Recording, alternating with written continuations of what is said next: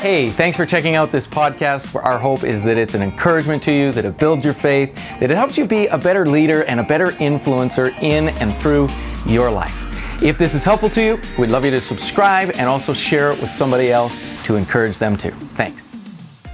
All right. Pastor Jeremy, how you doing? Dan, good. I'm excited for us to dive into this topic today. But before we do that, how are you doing? Church just opened up.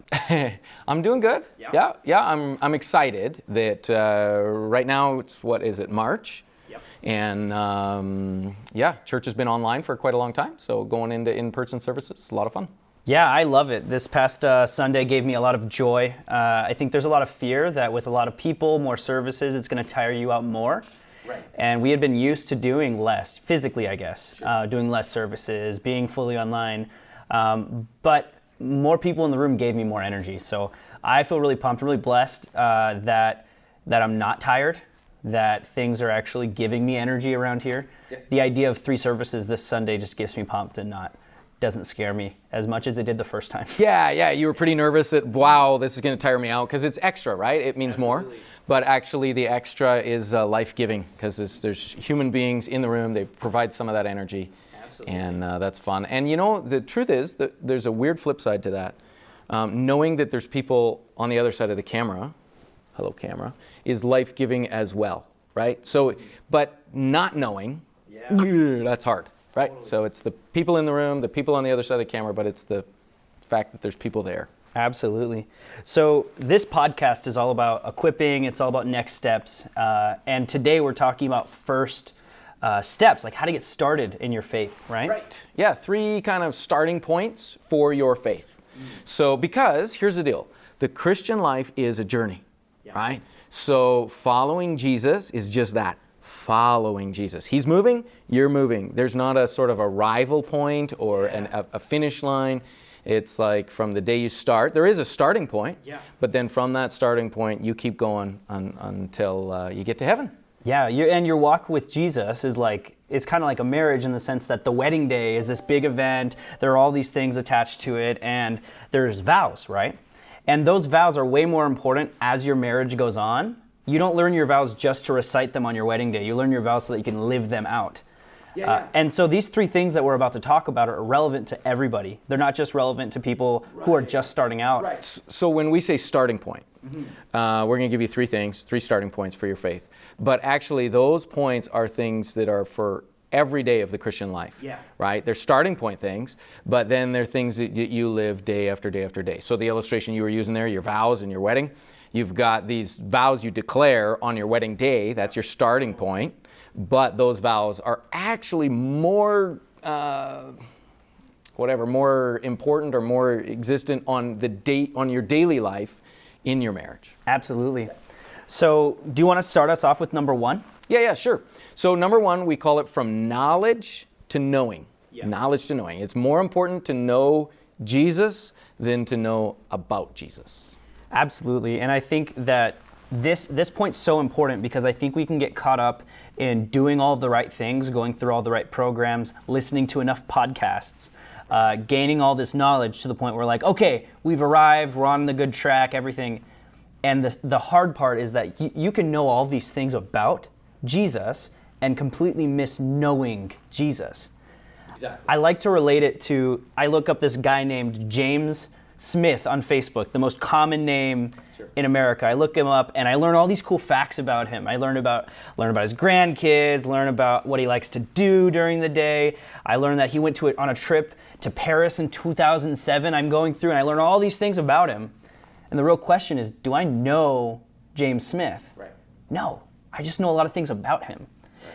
And so I think it's an important shift going from looking at all the things about Jesus and then putting yourself in a position to know Jesus. Right. So Christianity at its core, following Jesus, is not so much a subject to be studied as it is a person to be known. Absolutely. Right? So we're following Jesus. We're following a person.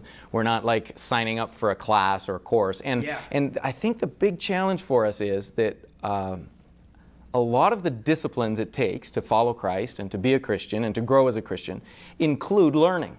So, you go to church, you listen to a sermon, you sing songs, you go to a small group, you discuss questions, you watch a video or a class and all these things. And they're all sort of improving our knowledge, but they're not necessarily crossing over into real Christianity, which is causing us to know. Absolutely. Absolutely. Knowledge is important, but knowing is vital. Right. And the knowledge has to lead to that knowing, or it's just information and not actually going to help me, which is true kind of in every area of life. Like, honestly, you can learn about running a marathon, and you can know all about it, and it's a totally different thing than running a marathon. Absolutely. Right? Absolutely. So I think sometimes for me, the way I like to differentiate that is, has my Christianity become experiential? Or maybe another word for it is personal. So knowing Jesus is about personally experiencing God and on an ongoing basis. Yeah. Okay, so that's a good starting point. Totally. Actually, can we just tie in, maybe you can say a few words about how does that relate to this idea of unveiling our eyes? So I think that something that's really important is that when it comes to knowing Jesus, there's a shift that happens where suddenly we see with new eyes. Okay. Suddenly things start clicking. I went to Sunday school my whole life, and my parents and my grandparents told me all these stories about Jesus, and I kind of knew it. Yeah. But there's something that clicks when suddenly it's like the veil is pulled back from our eyes, and we can see rightly what it is. And it's a real God meeting you there. That Right. We need that to happen. Absolutely. Somehow, some way, there has to be a moment in time or a series of moments in time. And it's actually like we're saying with all of these this is ongoing. But there has to be an actual unveiling. There has to be a moment where it clicks. There has to be this. And you almost can't force that, right? You could have two people sitting in the same church service or, in the same experience, and one of them, it works for. It clicks. The Holy Spirit, what we call, unveils their eyes. Yeah. So that's one of the things we're praying for in a starting point of Christianity, is we're praying for that unveiling. We're praying for that supernatural moment of faith where God enables a person to see, to get it. And I love what it says in Ephesians 1, chapter 18. It says, I pray that your hearts be flooded with light so that you can understand the confident hope he has given to those he called, his holy people who are his rich and glorious inheritance. The ESV says, having the eyes of your heart enlightened. And I think the great part is that he's praying for something we can't do for ourselves. Right. It's a sense by which you've got to put yourself in a position to meet with God so that he can unveil your eyes. Get that to happen. So that's a great prayer, right? Lord, let the eyes of my heart be enlightened, or unveil my eyes. And that's a great prayer to pray for ourselves. It's a great prayer to pray for others. And it's the starting point of following Jesus, because you have to come to this point where you're like, Jesus is real. He's a real person. I can know him. And then it's the continuing piece. Okay, should we go on to the second thing? Absolutely. Okay. So it is, what is it? Counting the cost. Yeah, the cost of following Jesus is everything. Right. And I think when it comes to this, sometimes we don't quite measure the cost. We don't quite measure all it's going to cost us. And maybe we did. When we first started out, maybe we understood and realized that the cost of following Jesus is leaving behind my good, my bad, my everything for the sake of laying hold of Jesus, and leaving my boats and my nets behind to go after on this big adventure. I think we forget, and sometimes we revert back to being hyper selfish. Sure. And I think that's the reason this is so important to hold on to as you go, is to realign yourself with the fact that it costs you everything. Right. It costed you everything to follow Jesus. And it does every minute of every day. So the essence of following Jesus, the starting point of following Jesus is, hey, it's an all-in deal. This is all of me. I like the way I heard one guy say it one time. He said, I gave all that I knew of myself to all that I understood of Jesus, right? Or all that I knew of Jesus at that given time.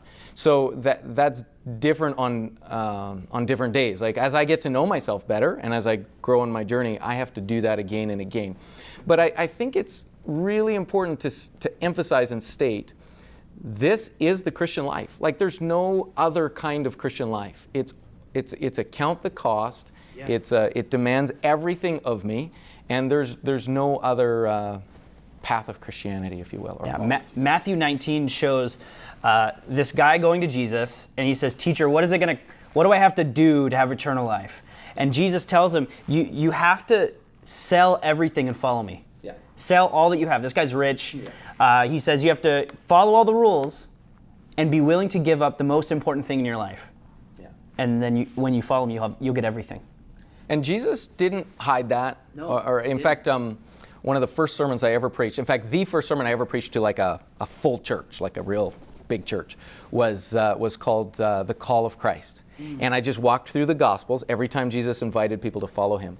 And almost every time he names the cost. He names that it's, if you want to follow me, take up your cross daily. Deny yourself.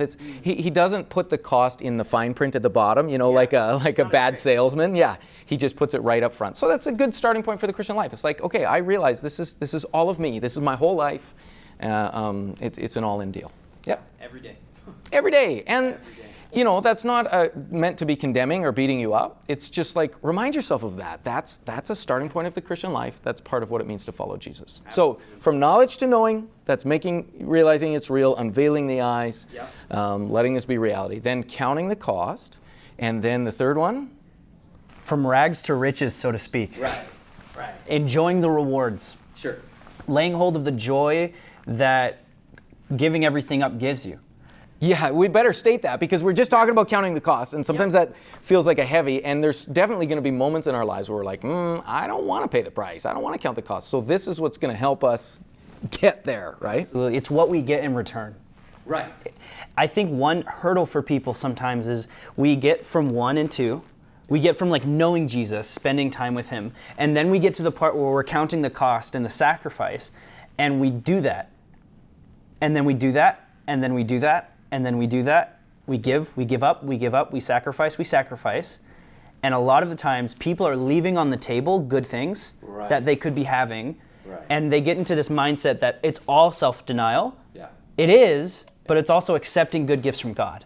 And there's a lot of good gifts to be had from God for those who follow him. And they're infinitely more than what you had to give up.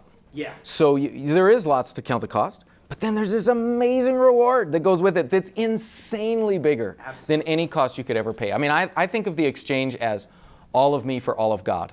And the comparison is not even close. So following Jesus has huge rewards, and you have to embrace that and walk in that every single day. So those are our 3 starting points. Yep. Yeah.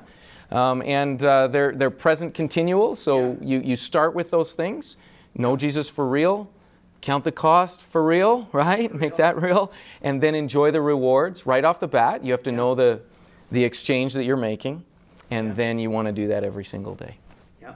Sweet. Awesome. Well, thank you so much for doing this. I really enjoy these, and I'm excited for the future and the next few podcasts we do. Yeah, and hopefully these will help people, all of us, you and me, and people take just always the next step. What's the next step on my faith journey? Yeah. And I think these 3 starting points we talked about today are fantastic ones for that. Absolutely. Thanks.